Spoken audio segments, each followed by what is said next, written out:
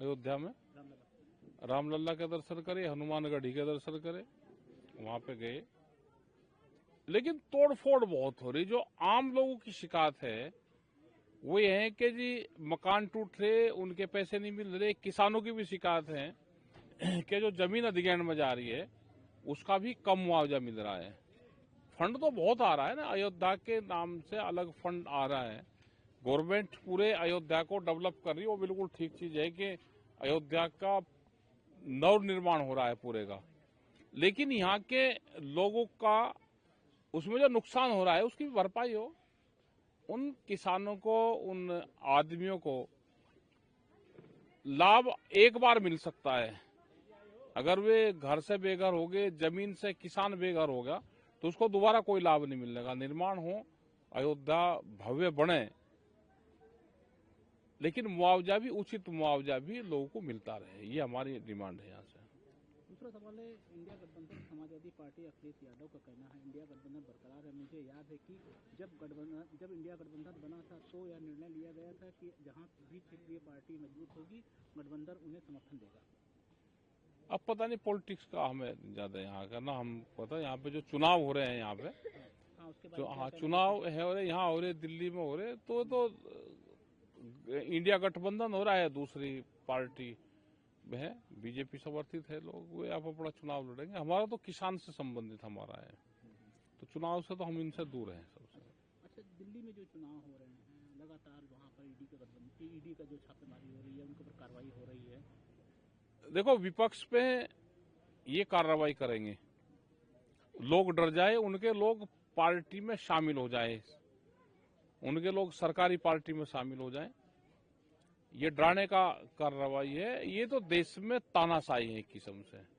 चुनाव तो अगर यही स्पीड से चुनाव चलते रहे तो आने वाले टाइम पे तो चुनाव होंगे ही नहीं, पर्चा भरने वाला कोई आमने सामने नहीं मिलेगा। तो पूरा सरकार एजेंसियों का गलत इस्तेमाल कर रही है। शराब नीति मामले में ईडी अरविंद केजरीवाल मनीष सिसोदिया के खिलाफ मुकदमा चलाने की मंजूरी मिल गई है। भाई चुनाव है, वो तो दिखाएंगे कौन सी मंजूरी कब उनको मिलनी है, और मिल जाएगी वो तो कोर्ट देखेगा। लेकिन जिन लोगों को वोट जिसको देना है उसने अपना तय कर रखा है। ये तो पहले मुख्यमंत्री रहे अरविंद केजरीवाल, तो के इन्होंने इस्तीफा दिया ही नहीं, जेल में ही रहे, वहीं वहां से मुख्यमंत्री पद चलाया। लेकिन सरकारों की तानाशाही है एक किस्म से। ये कांग्रेस के नए मुख्यालय इंदिरा भवन का आज उद्घाटन हुआ। पार्टी के नए मुख्यालय का सरदार मनमोहन सिंह भवन बताने वाले पोस्टर भी लगे हुए हैं। वो उनका इंटरनल मामला है कांग्रेस का, वे किस भवन को क्या बताएं, उनका इंटरनल मामला है सब। ये एक मामला और आया है, ये लोकसभा नेता कांग्रेस सांसद राहुल गांधी कहते हैं हमें नहीं पता है कि हमारे संस्थान काम कर रहे हैं या निष्क्रिय है। यह बिल्कुल स्पष्ट है कि मीडिया क्या कर रहा है। लोग भी जानते हैं कि मीडिया अब स्वतंत्र नहीं है। भाई कैमरा और कलम पे बंदूक का पहरा है, ये तो सब बता रहे, सबको पता है अब।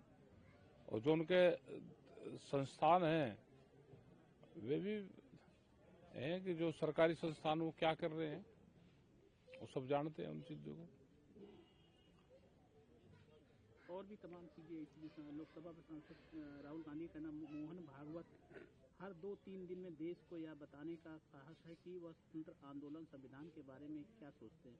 उन्हें कल जो कहा है कि देशद्रोह है कोई, वह बता रहे हैं कि संविधान अमान्य है, अंग्रेज के खिलाफ लड़ाई अमान्य थी। उन्होंने सार्वजनिक रूप से यह बात करने का दुस्साहस किया है। किसी भी अन्य देश में उन्हें गिरफ्तार कर मुकदमा चलाया जाएगा। यह कहना है कि भारत को 1947 में आज़ादी नहीं मिली है, हर एक भारतीय का अपमान है। अब समय आ गया है कि हम यह बकवास सुनना बंद कर दें कि यह लोग सोचते हैं कि बस रटते रह सकते हैं और चिल्लाते रह सकते हैं।